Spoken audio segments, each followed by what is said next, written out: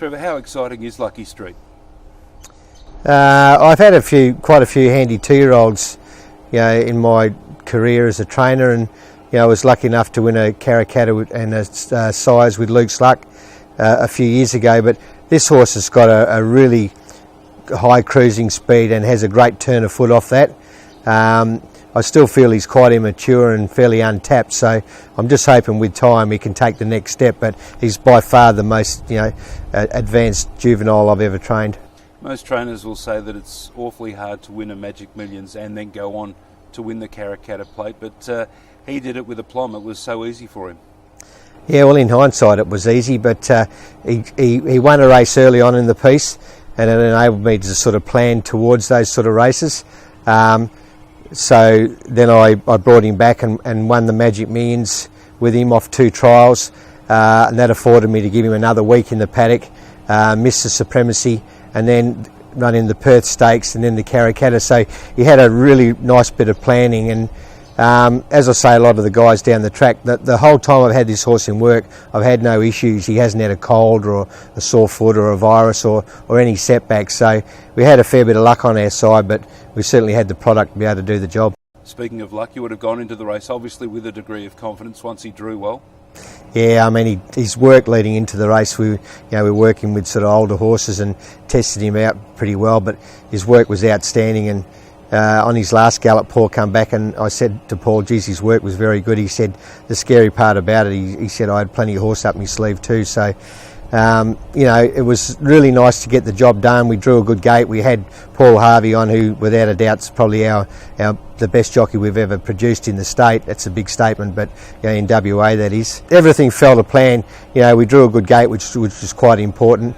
So we're really thankful to get the job done. Mystic made a length and a half to George Janurnia says, and Light Up the Sky going up in the middle.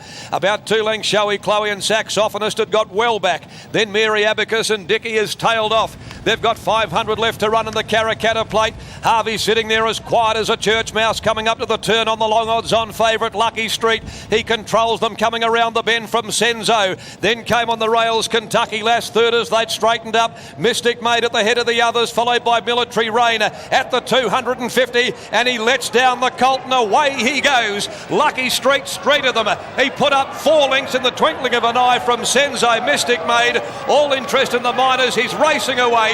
The Pontiff guides his first Karrakatta Plate home, and Lucky Street blew them away. He won it by more than 3 on either Mystic Maid or Showy Chloe, rattling down the outside. She's made up a tremendous amount of ground.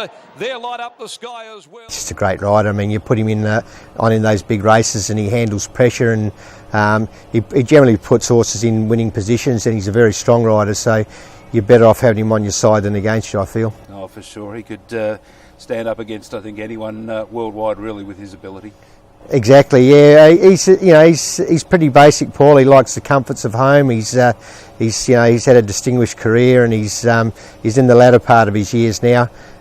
He doesn't overly work, and he doesn't need to, but he really enjoys his riding still, and I believe he's probably still got a good couple of years left in him, but he's quite passionate about the industry, and a lot of people don't know him that well, but he's got another couple of years in him, and he enjoys going to work, and he enjoys his race riding, so many more years of good luck to come with him. And let's hope so, because he's brilliant for wagering here in WA. Yeah, without a doubt, and we couldn't let Willie Pike have his own way all the time. Lucky Street seems to have settled down beautifully in his paddock, quiet, at ease. How long will he have off? Yeah, well, I brought him straight home after the race, and he'll probably have about 4 months at home in a lovely green paddock, and my wife Joanne will spoil him rotten as she does all the others. So really sort of looking forward to try and get him the Winterbottom at the end of the year.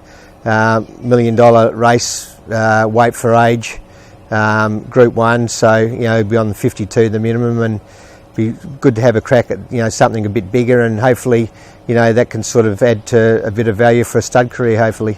You mentioned that as a 2-year-old he's very advanced. What sort of scope for improvement is there heading towards the Winterbottom? Well, I feel he's still quite babyish. He really needs to grow into himself. what he's done is just off raw ability, but next time round when he's just a bit more mature and more experienced, he's 16 hands, he weighs 520 kilos, he's a good size, but he's still quite immature, mentally and even physically, I feel.